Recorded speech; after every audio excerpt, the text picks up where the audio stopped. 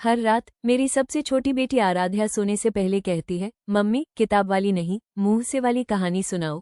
मतलब उसे मेरी बचपन की कहानियां चाहिए, किताबों में लिखी नहीं बल्कि मेरी अपनी, मेरे बीते हुए दिनों की झलक। और मैं चाहकर भी उसकी मासूम आंखों की चमक के सामने हार जाती हूँ।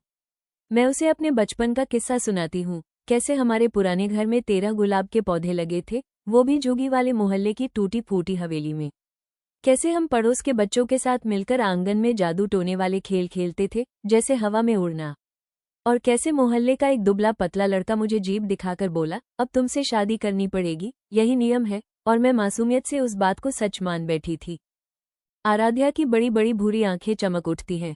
उसके लिए ये सब किसी परीक्षा से कम नहीं, हवेली, जादू और बचपन का पहला प्रस्ताव। फिर मैं उसे और किस्से सुनाती हूँ, कैसे मेरी माँ चुपचाप रसोई में रो पड़ती थी जब हमारा पालतू कुत्ता शेरू चूल्हे पर रखी मछली चुरा लेता था। कैसे मैं छिली हुई घुटनों के साथ गोटियां खेलती थी। मुझे हैरानी होती है, कल की घटना इतनी जल्दी दिमाग से मिट जाती है, लेकिन बचपन का हर पल आज भी ताज़ा क्यों है? शायद इसलिए कि बचपन का मन खाली बर्तन जैसा होता है।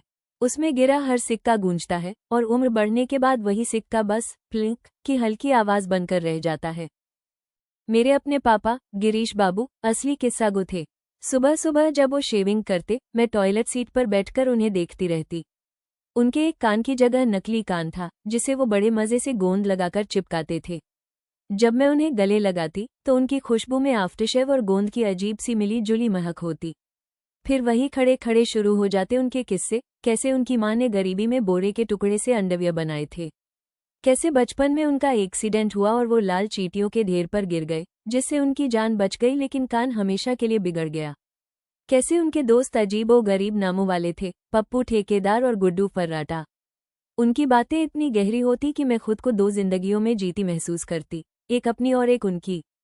कभी बर्तन मांजते मांजते अचानक मैं 1934 के उस मोड़ पर पहुंच जाती, जहां मेरे पापा सड़क पर कंकड़ खेल रहे थे और सामने से तेजी से आ रही थी ब्लैक फिएट कार। मैं चिल्लाना चाहती, भागो पापा, लेकिन वो बच्चे की तरह खेलते रहते और कार टकरा जाती।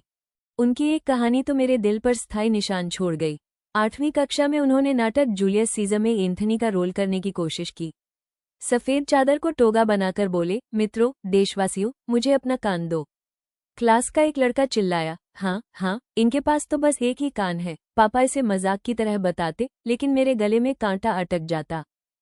आज जब वो बूढ़े हो गए हैं, अस्पताल में पड़े रहते हैं, मैं उनसे वही कहानी याद दिलाती हूँ। पापा, वो नाटक वाला किस्सा याद है? वो मुस्कुराकर कहते, अरे ऐसा कुछ हुआ ही कब? मैं हक्की बक्की रह जाती हूँ। वो जो मेरी रगों में बसा किस्सा था, शायद बस उनकी बनाई हुई मजाकिया गपशप थी। अब मैं सोचती हूँ, उनकी ज्यादातर कहानियों का असली मकसद क्या था? शायद मुझे दया करो। उनकी हर बात, हर घटना, हर पीड़ा दया बटोरने का तरीका थी। और शायद इसीलिए मैं भी जिंदगी में ऐसे मर्दों को चाह बैठती जिन पर मुझे तरस आता। आज जब आराध्या मुझसे कहती है, मम्मी आपकी कहानियां चाहिए, मैं पूछती हूँ, क्यों? वो गुड़िया का ब्लाउज पहनाते हुए कहती है, क्योंकि अगर स्कूल में कोई मुझे चिढ़ाएगा तो आपके किस्सों से मुझे जवाब देना आ जाएगा। उसके लिए मेरे किस्से ढाल हैं, हथियार हैं।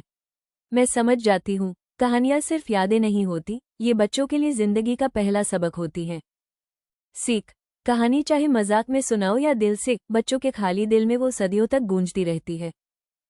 अगर यह आवाज़ आपकी रूह तक पहुंची हो तो हमारे चैनल सीधे रूह तक को ज़रूर सब्सक्राइब करें, ताकि हर अल्फाज, हर एहसास सीधे आपकी रूह तक पहुंच सके।